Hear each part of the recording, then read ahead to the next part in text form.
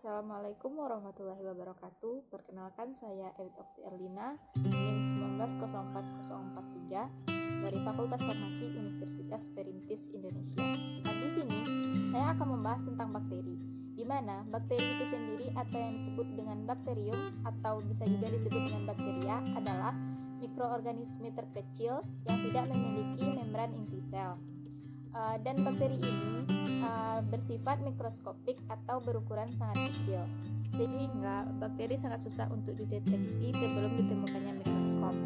Pada abad ke-19, ilmu tentang mikroorganisme, terutama tentang bakteri, sudah sangat berkembang, dan ilmu tentang bakteri berkembang tidak luput dari peranan para ahli atau tokoh-tokoh. Berikut adalah tokoh-tokohnya. Tokohnya yang pertama yaitu Robert Koch, Robert Koch, Ferdinand, dan juga Anthony. Ini merupakan gambar dari struktur sel bakteri. Struktur sel bakteri terdiri dari 3 bagian besar. Yang pertama yaitu dinding sel bakteri. Dinding sel bakteri berbentuk tipis dan elastis yang terbentuk dari peptidoglykan yang merupakan polimer yang hanya dimiliki oleh bakteri. Dan fungsi dari dinding sel yaitu memberikan bentuk sel, memberi perlindungan dari lingkungan luar, dan juga mengatur pertukaran zat-zat dari dan ke dalam sel. Ada 2 tipe utama bakteri berdasarkan kandungan peptidoglykannya. Yang pertama yaitu dinding sel gram positif, yaitu dinding dapat kita lihat dari gambar yang ada di atas bahwa dinding sel ini memiliki membran sel tunggal yang dilapisi oleh peptidoglykan yang tunggal. Sedangkan di gambar sangat jelas terlihat bahwa dinding sel yang kedua yaitu dinding sel gram negatif, yaitu dinding sel yang memiliki lapisan lipopolisakarida atau endotoksin. Yang struktur sel selanjutnya yaitu bagian internal dari sel bakteri. Yang pertama yaitu membran sel, sitoplasma, ribosom, mesosom, nukleus, dan plasmid. Sementara di bagian eksternal sel bakteri yaitu terdiri dari flagella, pili atau fimbriae, dan juga kapsul. Dan selanjutnya adalah bentuk-bentuk sel bakteri. Yang pertama yaitu berbentuk kokus atau bulat seperti bola yang mempunyai beberapa variasi sebagai berikut. Yang pertama variasi tunggal atau mikrokokus atau disebut juga kokus. Yang kedua variasi ganda atau diplococcus. Yang ketiga yaitu tetracoccus atau bergandengan 4 dan sebagainya. Yang kedua yaitu ada basil, yaitu adalah berbentuk batang atau silinder. Bagian variasinya yang pertama bergandengan 2 disebut diplobacillus, bergandengan berbentuk rantai disebut streptobacillus.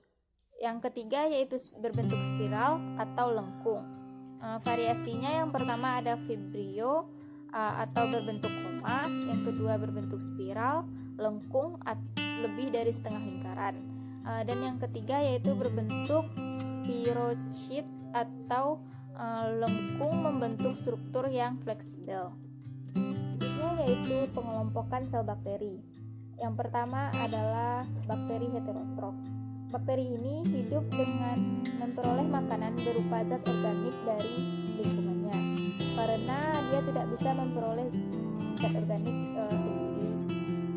Zat organik ini diperoleh dari sisa-sisa organisme lain. Contohnya yaitu bangkai, kotoran, sampah, dan juga sisa-sisa makanan. Fungsi dari bakteri heterotrof ini yaitu menguraikan zat organik dalam makanannya menjadi zat anorganik, yaitu CO2, H2O, energi, dan juga mineral. Selanjutnya yaitu bakteri autotrof, di mana auto berarti sendiri, tropein berarti makan. Yang dapat disimpulkan artinya adalah bakteri yang dapat menyusun makanannya sendiri dari zat anorganik yang ada. Dan bakteri autotrof ini dibedakan menjadi 2. Yang pertama adalah fotoautotrof, yaitu bakteri yang memanfaatkan cahaya untuk mengubah zat anorganik menjadi zat organik melalui proses fotosintesis. Yang kedua yaitu chemoautotrof, di mana bakteri ini memanfaatkan zat kimia, contohnya adalah nitrosomonas. Nitrosomonas ini dapat memecah NH3 menjadi NH2 dan juga air dan energi. Selanjutnya adalah bakteri berdasarkan dengan kebutuhan oksigennya. Yang pertama, bakteri anaerob, yaitu bakteri yang menggunakan oksigen bebas dalam proses respirasinya. Contohnya adalah nitrosomonas, nitrosococcus, nitrobakter. Yang kedua adalah bakteri anaerob, yaitu bakteri yang tidak menggunakan oksigen bebas dalam proses respirasinya. Contohnya adalah streptococcus. Bakteri selanjutnya adalah bakteri berdasarkan pewarnaan gramnya. Yang pertama adalah bakteri gram positif, yaitu bakteri yang mempertahankan zat warna kristal violet sewaktu proses pewarnaan gramnya, sehingga menghasilkan warna biru atau ungu di bawah mikroskop. Yang kedua yaitu bakteri gram negatif, yaitu bakteri yang tidak mempertahankan warna merah ketika dilihat di bawah mikroskop. Baiklah, hanya sekian yang dapat saya sampaikan tentang bakteri ataupun sel bakteri. Terima kasih atas perhatiannya. Assalamualaikum warahmatullahi wabarakatuh.